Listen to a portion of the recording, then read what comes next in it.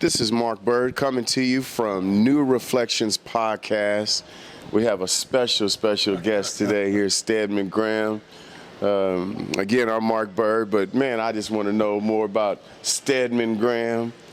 Tell me about it. Well, I think, I'm so happy that you have such a wonderful organization, Mark, that you built throughout the years, and I had a chance to witness that. And I was at some years, hasn't it? It's been some time. I was at the grand opening yesterday, and it was a grand opening. Can you tell us a little bit about what that organization looks like? What have you built throughout the years?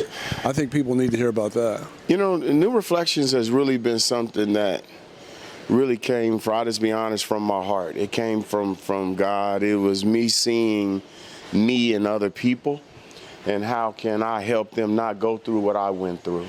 It was so much, I would say, trauma growing up and just seeing things I probably shouldn't have seen that made me want to help people have opportunity. Because, with my grandfather's background in construction, it gave me something to lean on, right? When I needed to change and go another path, I had a path. And what I see with our population, our culture now, we don't have any other paths but negativity, because we have learned to hate ourselves. So I wanted to create something in a system that helps us love ourselves. So what have you created? We do CDL training.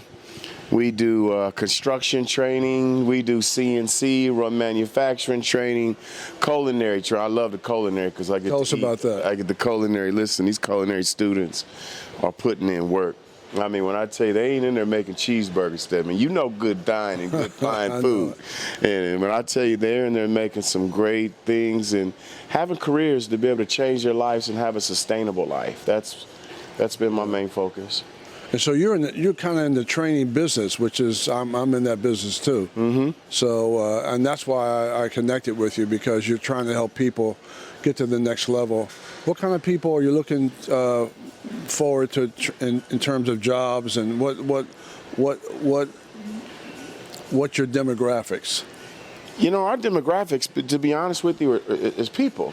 Yeah. God loves people. Just people. People, right? Fantastic. If you need help, we should help people. I don't think it should be a race, a creed, a status. I think if you walk in the door and you need help, we should help you. Right. Right? Because I think we're all kind of mixed up with maybe a gumbo, right? We all got a little mixture, so we can all say, so we can't discriminate a piece of this and a piece of that. We got to love and help each other as people. And you took me by your training area with the trucks. Yeah. How many trucks do you have out there? We got about 22, 23 trucks out there. Yeah. So that was really, and we got probably about another 17 or 18 that are driving across the country right now, delivering, produce and goods and household goods and everything. Yeah. Fantastic. It's exciting.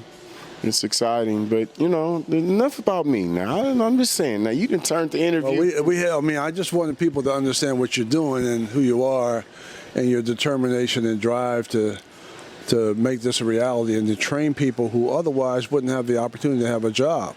Right. Because nobody wants to take them off the street and give them a profession. Yeah, because that's hard. Yeah. Because when you take them off the streets, you're taking them off with everything that comes with them. Yeah. Right? They're coming with these issues. As they say, baggage. Right. They're coming with baggage. So if you have baggage and you don't understand that baggage because you never had to carry that bag. Yeah. Right? So you don't understand it. You don't know what I've gone through. There's certain situations where people can say, what they've done, that may not have been what I've done. Yeah. Right? So one of the things I think that's been helpful with me is that being able to relate to the people I serve, I'm not ashamed to say that. I've been shot. I've been shot 3 times. I've been to prison. I've endured things that I probably shouldn't have. I've seen things I shouldn't have seen, right? But it was something that God put on my life to say, help my people and start a school. I had no clue. I was like, when he said Moses fought with God, what are you talking about? I don't want to start no school. I didn't think I liked school. Yeah. But it was something I knew I needed to do because someone taught me and sowed into me. So here we are.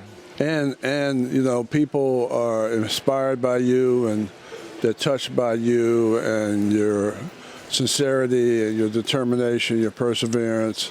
You know, it's just wonderful to see. So I'm so glad to be a part of being able to participate in your grand opening with your grandmother. Tell us about your grandmother. Oh, grandma 104, about to be 105. She's about to be 105. She You hear looks me? so great. Yeah. The next, tell us more about it. And I'm gonna let you know next time. Don't keep letting my grandmother hug on you like that, man. Listen, take your hands off that man, grandmother. You're so beautiful. So I don't know if Oprah wants you to be hugging on him like that, but Yeah, she's so beautiful. she really is, man, and she's so vital to my life and everything that I do. My mother, my beautiful mother, my sisters, my daughters, my family. You know, we've talked and we've been friends for quite some time now. But one of the things that saved me was the main thing that you speak about is love, right? I had all the negativity, I had all the bad things, but what saved me was the love that kept me grounded in my family and kept me grounded in myself. You know, even when I was lost, I could find my way back to love. Yeah. And once I realized, and it took years, to learn to love myself, it changed the game. Ooh. Well, the transition is always finding out, the transformation, I should say, is always trying to figure out how to move from a negative mindset or negative feelings to love, so that you could actually empower yourself, which is what you've been able to do with your possibilities, your talents, your skills, your abilities. I teach identity development. So I teach people how to find out who they are, identity leadership, which is based on the philosophy that you can't lead anybody else until you first lead yourself. Yeah. So really it's all about self-empowerment, which is what your story is all about. And my story is all about is the ability to be able to empower yourself based on taking information and applying that information to your empowerment or to your development or to what you love or what you care about. And you're doing that so well. And now you're doing that with the community. Well, Beautiful thing to see. Well, it started. I remember hearing that. I remember, you know, me and Stedman met at Job Corps. I would think maybe it would have been 8 years ago, 9 years ago or so. And I got to the event, and I'm just going to let you know, I got to the event, and I was so nervous because they said Stedman Graham was here, and he was speaking. And I said, I can't speak. I don't know how to speak that well. He is trained. He understands how to do it. But when I tell you, he's such a humble man and such a kind man that he made me feel like I could do more even at that moment. And I just want to let you know, you don't know how much that meant to me, to be able to share a stage with you, to be able to share an opportunity that really empowered me to be able to move forward. Yeah. Right? And, Thank you. You know, it made me really understand more about what I could do. But it makes us all curious, though. We want to know, Stedman, what's your story? Like, where'd you come from? What gives you your drive? I think you told me last week you were at the NBA and you were training and we were doing all, man, you're all over the place. Well, I like to think that I get a chance to create an identity, help people understand, again, their empowerment, their possibilities, by changing the learning system around for them. Because right now in school, you just learn how to memorize and take tests, repeat the information back, get labeled with a grade, 2 weeks later you forget the information. So you're not learning anything. You ain't learn nothing because you forget everything you learned, what they told you. Absolutely. And then most people are doing the same thing over and over every single day. Wake up in the morning, they wash their face, they brush their teeth, they get something to eat, they get the kids off to school, work all day, come home in the afternoon, they spend time with the family, they watch TV, they go to bed, maybe they dream. So they're just going through the motions. Wake up, do it again. Just doing it again. And again. Routine, over and over. And again. So where's the thinking? Where's the development? You know, you're giving everything away to everybody else. You have nothing for yourself. You're not working on yourself. You're not designing your own future. You're not creating your own opportunities. Right. In the greatest country in the world, which is America, to be able, and you experience this, to be able to do what you've done, you could probably, this is one of the few countries you could actually do that in. Right.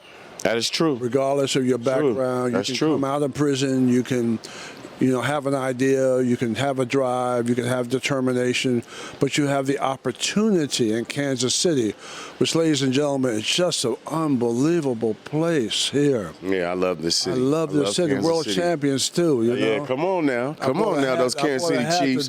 I bought a hat today. You got the Chiefs hat? Yeah. Yeah. Yeah. So we got to get you a jersey. We got to get you a Patrick Mahomes jersey. Patrick's unbelievable, isn't he? Travis Kelce, we got to get you something. We're going to send you back with something. Yeah, and we went out to Gates Barbecue today. Oh, man, we ate. You tore those ribs up, man. Yeah, I told on you. I was going to tell. Yeah. You ate them ribs, them crispy fries. I said I wasn't that hungry. That BB, yeah. He was over there. You started looking at my chicken, talking about, you going to eat that chicken? I said, So, but I get to teach people how to do that through my 9-step success process. I've written a number of books around identity development, and that's really what I do, because I didn't know who I was as a person. Grew up in a little small town. Again, in my relationship with Oprah, of course, I was defined by her a lot. I didn't know how to define myself. I mean, that being defined by one of the most powerful women in the world is kind of, that's strong, and that's and that takes a lot of strength for anyone, especially men, for us to be able to find ourselves in a situation when something is so big and so massive. Yeah. And what I learned is that it's not how the world defines you, it's how you define yourself. I also learned that if you're looking for freedom, you'll never find it on the outside. Freedom is only on the inside. And that's whoever powerful. defines wait a minute, run that back. Say that again. If you're looking for freedom, you'll never find it on the outside. Freedom is on the inside. And it's not how the world defines you, it's how you define yourself. But you can never turn your power over to somebody else to define you, because they will always define you as less than. They will. So I learned that the power really is on the inside. And the most powerful word in the world, of course, is love. Absolutely. And so I'm always trying to change my mindset, regardless of the trauma that I had to go through growing up, a lot of the pain I had to go through growing up, all kinds of, just stuff that you wouldn't even believe that, I had to deal with growing up.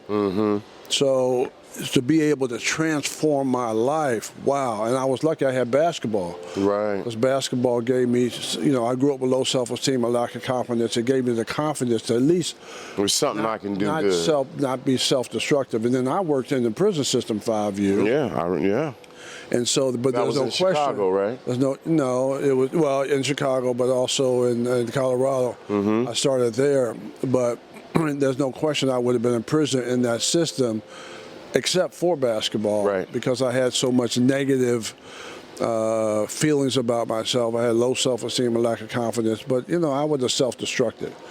Like most, and right now we're feeding social media. I feel like the TVs, the radio, our music, everything is feeding our people a certain perspective that is not true. I think we're building our lives off of lies, right? And we're thinking that everyone's going to be a Kobe Bryant or a Michael Jordan or a Shaquille O'Neal without doing the work, right? And everyone wants to be now entrepreneur, and you don't know how much work that goes in that, and you don't know that you have to really do. How hard you work. See, they don't know that you're working all the time, and you don't get a whole lot of sleep. No, I think I'm burning right now about 6 hours for the past 3 days. So if you're running businesses, and you're running a lot of businesses, and you're helping a lot of people, that's a 24/7, all your life job. It is. You have to die with this thing in order to really make it work. Absolutely. So I've dedicated my life to the same thing. I have to die with my work because, I've written 12 books. Fortunately, 2 New York Times bestsellers, 1 Wall Street bestseller. And so just years and years and years of being able to put that together. And then develop yourself. And then develop yourself along the way, and then you got to create curriculum, and then you're working in schools, and you got to test it. And we're talking years of testing. Yeah. I think of the new reflections when you speak of curriculums. Yeah. And again, you know, I was also a product of in high school. The reason I went to school is because I love playing basketball. And I didn't want my coach to tell me that I couldn't play in the game because I didn't make good grades. So I made sure I made good grades. I made sure. But school, it wasn't, I was bored, right? Yeah. But sports. You're very smart. You're smart. You know, well, thank you. But sports I thought were my thing. I was like everyone else. And back then, you know, it was Michael Jordan and Magic Johnson and, you know, it was the older players, right? Because that's where I grew up, and I thought. But once I realized that's not a possibility for me, and I think at that time it was really discouraging. And I looked up and I got caught into that trap of that curve. How do you take that Y in the road? You were looking for all of it on the outside. You weren't looking for it. I didn't know how to find it. You didn't know how to find it. I didn't know where it was. Right. I didn't know how to look within myself, even with the love that I received. Because a lot of times we can receive this "I love you" from our mamas or our grandmothers, and we reserve the nurturing. But what we're lacking in our community and all across the nation, especially with young black males, is a father figure, is a male role model, someone that teaches you how to be a man. How do you be a man? How do you take care of your family? How do you love yourself? How do you respect yourself? How do you, basic things, you know, open the door for your woman, your mother, you know what I mean? So it was a lot of those things, basic things that I didn't get until later on in life, you know, when I realized the importance. And it was really after I had my daughters. I started having my daughters, and I said, ooh, I got to change. I got to change because I don't want my daughters to grow up and meet this version of me. Right, I understand. Right? You know, and I think a lot of our young men and women are now going through that deception of this is what I'm supposed to be, and that's not. It's so beautiful to see you transform, where you now know who you are. You know what you're going to work on. You know what you love. You know what you care about. You're able to share that with your family and others. You're able to self-actualize your own potential. You're happy with yourself. Absolutely. You spend all your time making things happen, and you take control, and you've got great leadership ability because of it. So if you don't have that piece of that passion and that purpose and what makes your life meaningful, you know, you miss the whole boat. Oh, yeah. Because you're looking for everything on the outside as a way to validate your existence, especially as a man. And nobody can give you that but yourself. But you. But you. But you. And then you got to believe it. You got to believe it? You got to believe it. Yeah. And you got to stand on it. Right. You got to grow with it. And you come back to it when you get in trouble and you have tough times. That's what you come back to. That saves you. That's something. You get in trouble, you go back to work. When you have problems, you go to work. But you're working and building something. You're designing the future on the inside, and that's what you know. With the work you've done in Kansas City is a reflection of all of that, a reflection of your intelligence and your potential as a human being. And the beautiful thing about that is that you're teaching that same process to the people that you serve every day. Because the process of success is the same for everybody. The difference is some people know it, some people don't. So what you're saying is that we all get the same 24 hours every day. Everybody's equal because everybody has 24 hours. What do you do with your question? 24 hours? Question. You know? What are you doing with your time? How do you use your time? Right. How do you use all those seconds and those minutes? Power versus the powerless. You're either doing it or you're not doing it. Ain't that something? You're either growing or you're dying. And dying doesn't mean actual physical death. No, it's not physical death. It's that you just wither away. You with it, yeah. Because you're not growing, you're not moving forward, you're moving backwards, you're stuck in the past. You're in that storyboard, you know, in that household for 18 years. What did you learn? You know, you learn good stuff and bad stuff, and you bring the good stuff forward, but you leave the bad stuff behind, but you don't get stuck in that. And so your ability to understand the power of information and education and knowledge. Wow, the knowledge, you know, is what we're missing. We don't have the information. Because we don't lack talent. Lots of We talent. don't lack talent. No, we don't. we got a lot of talent. Absolutely. We lack resources and opportunities, but also our own drive. To make sure that we want to go and pursue the things that we dream about and think about. Yeah, well, that's why I teach identity leadership, because it's a process you can follow based on, again, the first step is you got to have an identity. Got to know who you are. Yep. Got to find out what you love, right? Then you got to be able to create a vision for yourself. Vision is always bigger than your circumstances. Okay, poverty. They say if your dreams are too small, they're not of God. They weren't. They were too small. You have to be able to dream big. You have to. All people dream, but not equally. Those who dream in the dusty recesses of their mind, they wake in the morning to find that it was vanity. It was vanity. But the dreamers of the day are dangerous people. Or dangerous. Well, they dream their dreams with open eyes, and they make them come true. Make them come true. English poet. Yes. Yes, I've heard you recite. Yeah, so you can. So when you dream, so you know, what kind of dreamer are you? Can you dream your dreams with open eyes, make it come true? Which means to me, can you take information, education, make it relevant to your heart, to your soul, transfer it to your mind, so you become a thinking human being, and then transfer that to the American free enterprise system or the global market to create and design your own future. That's what you do. That's every amazing. Day. That's amazing. That's what you're teaching every day.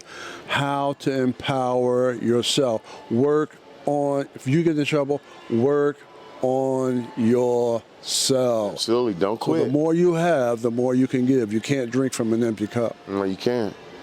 You can't. You have to continue to fill that cup.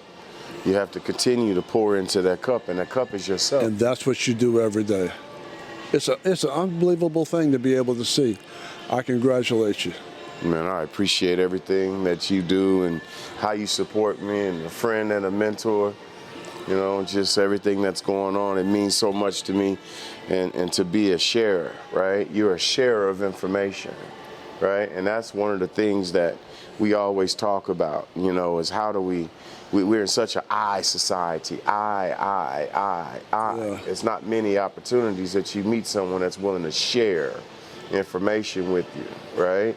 And that's one of those things that I really appreciate about our friendship and your guidance with me. So, you know, I guess I'm kind of like. But you absorb so much. You have your capacity is unbelievable. So you get a chance to absorb so much because you're a learner. You want to learn. You know why you want to learn? So you can apply it. I want to apply it. I want to help people. Why you want to apply it? So you can create social economic development for yourself, and then you can share that.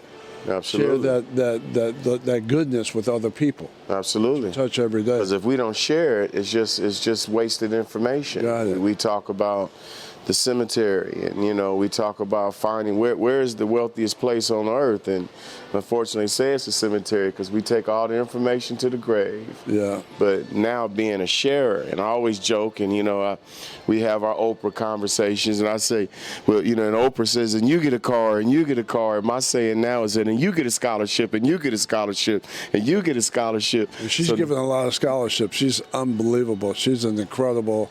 I don't know anyone like her in the world, I have to tell you. To be able to come from where she's come from. Absolutely. And to be able to be a thinker, a self-actualizer, an owner of our own development, and to be able to empower herself, and now be able to share that with women in Africa, young women in Africa, build a school, and then, you know, educating young men in Morehouse. Wow. hundreds of men in Morehouse, and all the things she's done throughout the years to be number one with a talk show for 25 25 years. years, yes. You know, have her own network. To walk away her own from magazine. old magazine. All of it, and still be humble. And still, I mean, it's just an unbelievable human being. And I'm just so lucky to be associated with her and to be able to know her and all of that. It's just a blessing for me. I would not be here where I am. I would not be where I am without her knowledge and influence and her love and care and all of that in my own life. So, you know, we all have our own stories and have our own journey, and so we're all so blessed and fortunate. And Absolutely. man, you are so blessed, and to be able to see what you've done, I'm just so proud to be able to be in Kansas City and see the impact that you're making. Well, I appreciate everything you're saying, but I'm looking for my Oprah too, so I'm just letting y'all know so we can find the newest Oprah. I'm just kidding. Sorry, just had to go there. But it's something beautiful to have someone that you can learn from, you can grow with, and I'm sure she's learned and grown from you and the support from you and things that have been, I mean, it's a growth pattern that everyone needs everyone, right? And we don't know often how we need each other, often till we need each other, right? And that's such a blessing, man, that, you know, you tell your story and you're so transparent about it. And it helps me be more transparent about my path and where I'm going and what I'm doing and really understanding, you know, my life's journey to truly help people to the day I die. Like, this is my passion, you know, and I've always joke and say, if something was to happen, put on my tombstone, die trying, right? Because I'm going to do this to the day I die, because we need this. We need more Stedmans in the world. We need more people that share information that can help other people to say, you can do it. You can do it. Yeah, and like I said before, the process of success is the same for everybody, and that's really, that frees you because you realize, oh, I can do this too. Mm-hmm. I can create the opportunity. I can build a business. I can be an entrepreneur. I can take charge of my own development. I just need the information. I need to know how. So we're just fortunate to be able to be in a position where we want to see other people be empowered and to help them try to be the best person they could possibly be. Yes. And so you got to have a heart for that, you know. And I know, kind of. You have to have a very selfless heart. You have to have a loving heart. Yeah. Because with that you got to be sacrificial. Challenges. Sacrificial. Absolutely. Yeah, absolutely. Because, you know, when everyone else is resting, you're working. Absolutely. You know, when everyone else is relaxing, you're thinking. You're thinking about the next move and how to help more people. You know, when I think of now where we are now, and I feel like we're just now hitting the pinnacle of where we are, and we have so much further to go. But we're now going into Los Angeles. The need is everywhere. Yeah. Right? So now to be able to go and fall into South Central in the same way, the hood, right? And helping people that need it the most, right? We could have put our schools anywhere. I could have put these schools in anywhere and helped anybody. But it wouldn't help us. Yeah. Right? And I wanted to make sure that was very important. That was the main key. I don't care if it was a bus, if it was you could walk, you could catch a cab, but you had to get there. You could get there. It was centrally located, and that's the same thing that we're doing in Los Angeles, and I'm excited to work with you. Yeah, it's a beautiful thing that you're doing. I mean, you're helping people around the country. You know, you're helping them to have some real job skills so they can make a decent wage, so they don't have to sell drugs. They don't have to do anything that's illegal. Right. You know, they can make a decent living and take care of themselves and their family. So I think we ought to end there, man. I think that's good. I think that might be a drop the mic part. I think that might be a close out. So I think right now on this part, we're going to close this out. Okay. With me and Stedman just having a great conversation. It's just on the couch, just relaxing, man, having a friendly convo. But I hope it brought something powerful to you to know that believe in yourself, Love yourself. Love yourself. Love yourself. So then, therefore, you can love others. That's a Drop the Mic moment from New Reflections podcast. Signing off.